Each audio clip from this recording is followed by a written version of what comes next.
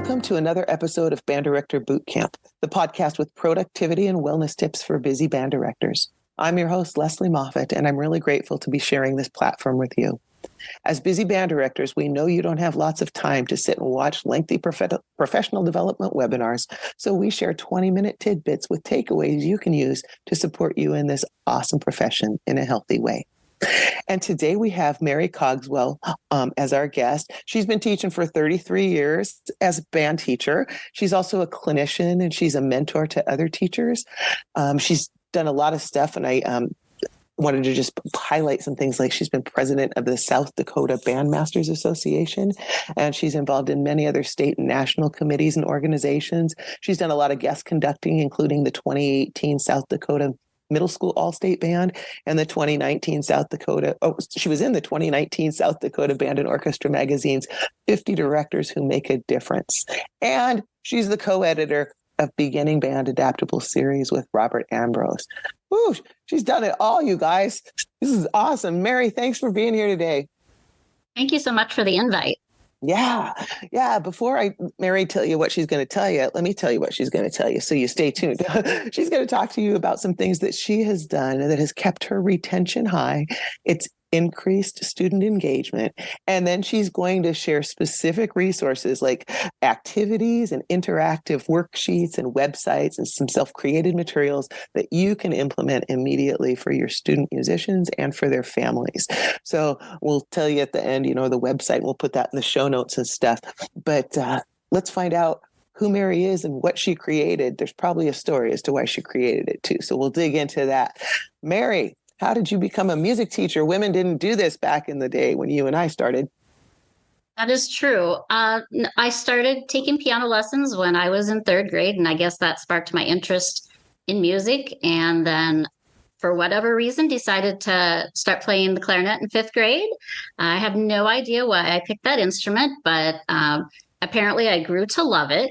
And I really was quite involved with the piano. And so when I was thinking of when I was going into high school, I was waffling a little bit on whether I should stay in band or not.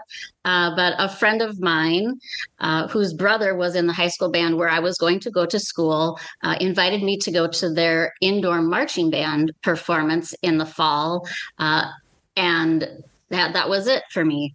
That was the defining moment that this was so cool. And this was something that I wanted to do. And so that's kind of where that path led me, and kept going through high school and in college, obviously, and was a music major. And then got my first job in Southeast South Dakota, 5 through 12 band. And I did that for 4 years. And then was offered the position to teach beginning band here in Brookings. And I have been here since. Wow. Well, I'm selfish about this too, because I'm super glad for what you're sharing with everybody else. But as I told you before when we started recording here, this is my second year of teaching beginning band. And oh my gosh, any of you out there that have never done it, you have to do it. It's the coolest thing ever. I always appreciated the beginning band directors because I couldn't have done the stuff I did up at the other end. But man, to think, doing concerts just like 2.5 to 3 months after you introduce them to these instruments. So I found, though, that there's a lot of material out there, and there's a whole lot of different needs in the classroom, and it's a lot, and it's hard.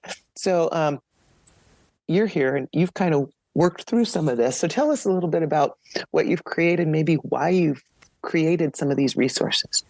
Sure. So I tell anybody that I do a clinic with that there are the various method books out there, and I think there are positives and there are negatives for all of them. So, pick the one that you feel would be the best fit for you and go with it. Don't feel chained to the method book by any means. If you're a beginning teacher, obviously you want to stick to the method book somewhat until you figure out what your needs are and what your students' needs are. But don't feel chained to the method book. I think I started to evolve. It's been quite a few years ago now, probably at least 10 years ago. The initial trend was just seeing more and more students becoming more and more involved in outside extracurricular activities and how I could possibly engage them more. And knowing that whatever method book I was using, I wasn't sure, well, that doesn't really cover what I think the needs are right now for what we're covering. And so initially I started making my own supplemental packet is where that started. I didn't see some things, very technical things being covered. And so, well, then I'll just make my own. Now, when you first start doing this, once you figure out what your students' needs are, up front, it can be time consuming. No question about that. If you want it to look nice and you're including music, if you're putting that in Finale or whatever with text and everything, it's time consuming.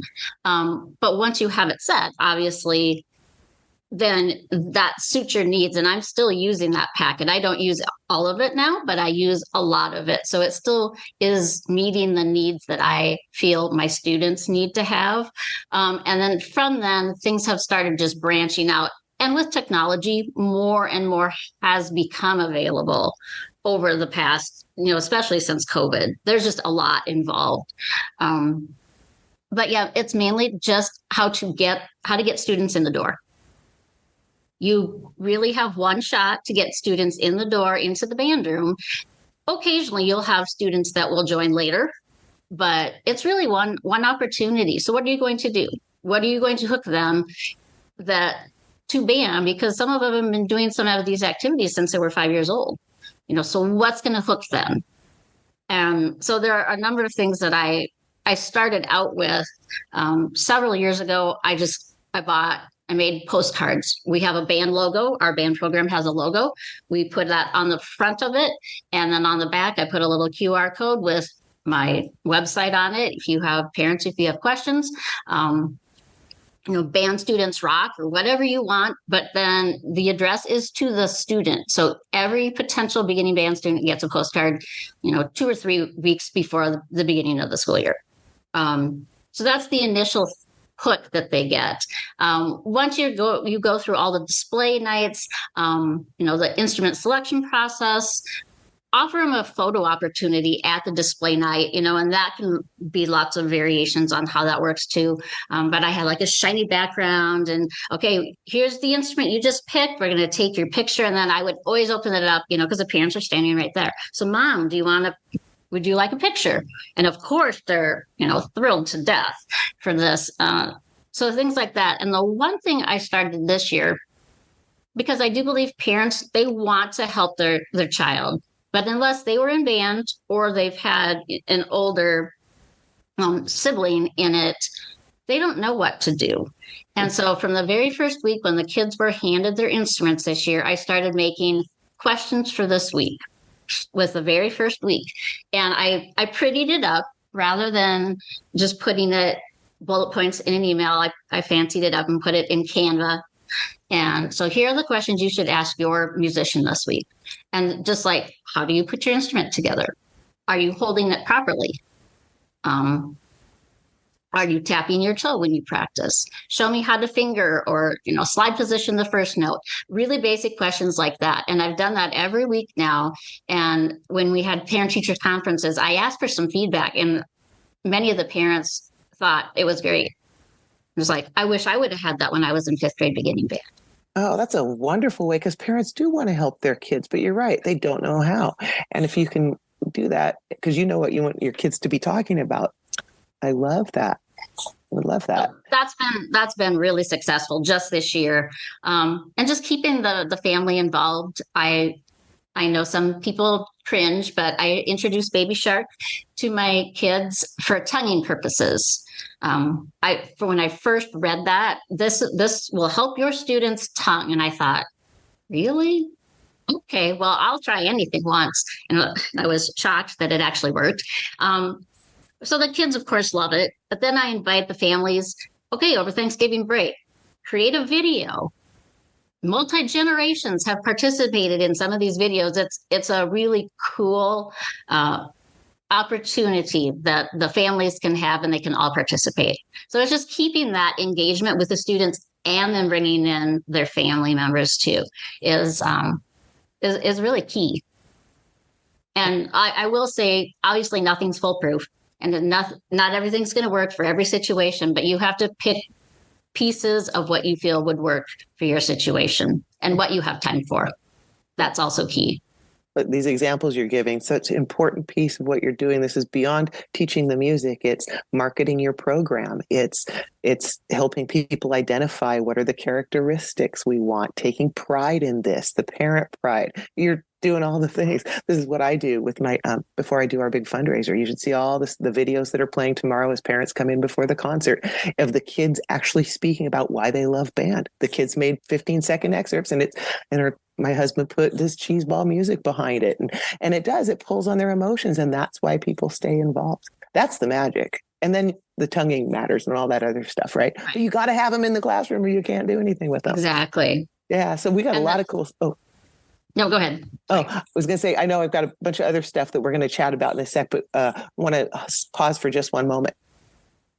Are you feeling overwhelmed with the never-ending tasks of being a band director? Do you dream of having a strong music program while still enjoying time for yourself and your family? Well, the Empowered Music Educator Academy is here to turn that dream into a reality. Here at the Academy, we offer a comprehensive suite of resources tailored just for you. From insightful books that offer fresh perspectives to engaging courses filled with practical strategies. But that's not all. If you need a more personalized approach, you can use our one-on-one coaching sessions, which are designed to address your unique challenges, helping you find harmony in your busy schedule. And for a truly immersive experience, join us at one of our retreats where you can rejuvenate and connect with fellow music educators. The Empowered Music Educator Academy isn't just about teaching music. It's about enriching your life as a band director. We're here to ensure you thrive professionally and personally, providing you with personalized tools for wellness and productivity tips that last a lifetime. So don't miss out. Visit our website at www.powereducator.com to learn more and take the first step towards a more balanced, fulfilling career in music education. Because at Band Director Bootcamp, we believe in empowering you to conduct not just music, but a life you love.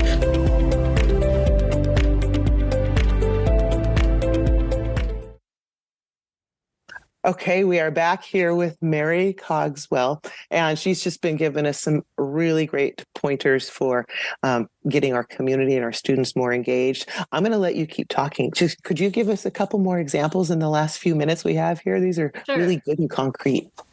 The one thing I would really suggest, try and do some sort of concert. I do mine 10 to 12 weeks in from starting. This is not a perfect concert. I do an informant. I do it during the school day. I do it over the students' lunch. The families are invited to come in and have lunch with their student once we're done playing. Again, I offer a photo op. We have a drum man and a drum tree with Christmas lights on it and everything. And so once we're done, the families can go over to the photo op, take pictures with their student and their instruments and their friends, and then they can go eat. And it's become a very popular activity for that ending before that Christmas vacation.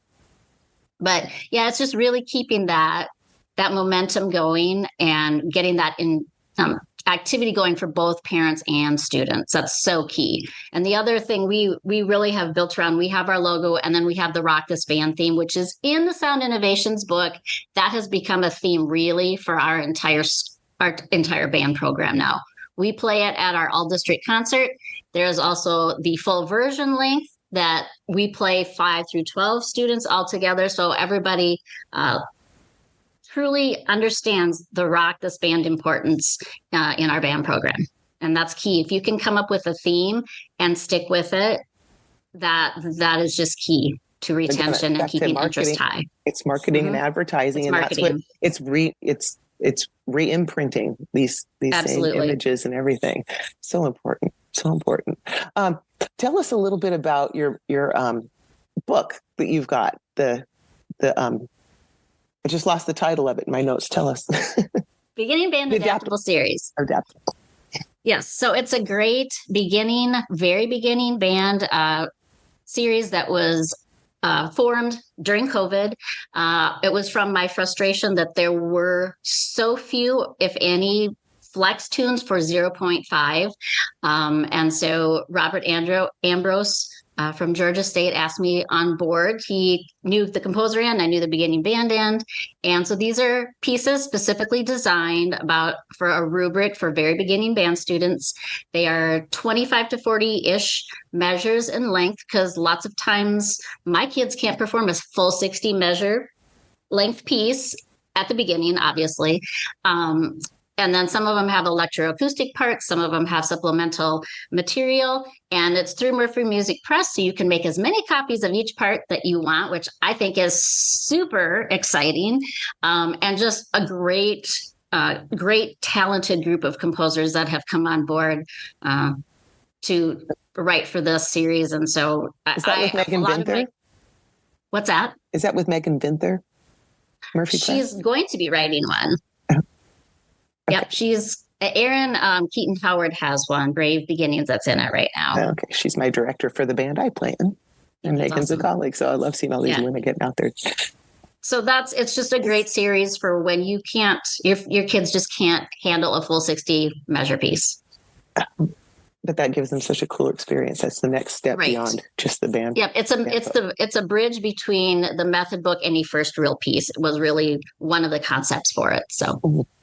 Yeah, well, that's super helpful. I found a few things like that when COVID. Yeah, I never understood, ever used FlexBand, and then I realized what a great teaching tool that can be too. Those kinds of things, because students can learn different parts and doing those things. And you're right. Now, there's not a lot of really of stuff at the 0.5 level that I found. I'm not the expert, but I have looked and I've done that. So it's exciting that you guys have stuff out there that can really help bridge that gap. And then the ideas that you've brought on board too. I hope everybody really listened to the ideas.